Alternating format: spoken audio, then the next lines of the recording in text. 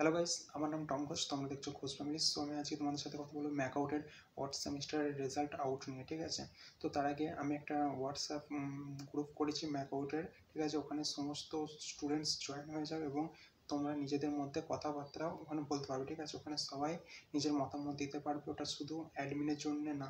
ঠিক আছে, তোমরা সবাই মেসেজ করতে পারবে। সো ডেসক্রিপশনে আমি লিঙ্ক দিয়ে দেবো চ্যানেলের। ঠিক আছে, ওখান থেকে তোমরা জয়েন হয়ে যেতে পারো। তো আজকে ম্যাকআউটের fourth semester result out date নিয়ে তোমার সাথে আমি কথা বলছি।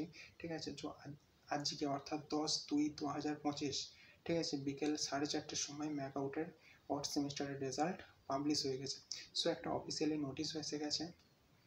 নোটিশে ক্লিয়ারভাবে বলে দেওয়া হয়েছে যে আজকে ম্যাকআউটের রেজাল্ট আউট হয়ে গেছে এবং কিছু কিছু কলেজের হয়তো কোনো করোনার সমস্যা থাকার কারণে হয়তো তাদের পাবলিশ হয়নি।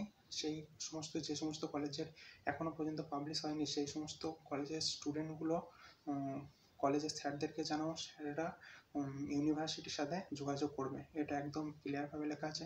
তো এক্ষুনি গিয়ে পোর্টালে গিয়ে চেক করে দেখো তোমার রেজাল্ট আউট হয়ে গেছে। ওকে, ভিডিও ভালো লাগলে লাইক, কমেন্ট, শেয়ার করো, অ্যান্ড এরকম ভিডিও পাওয়ার জন্য চ্যানেলটাকে সাবস্ক্রাইব করে বেল আইকনে দাবিয়ে দাও। Thank you.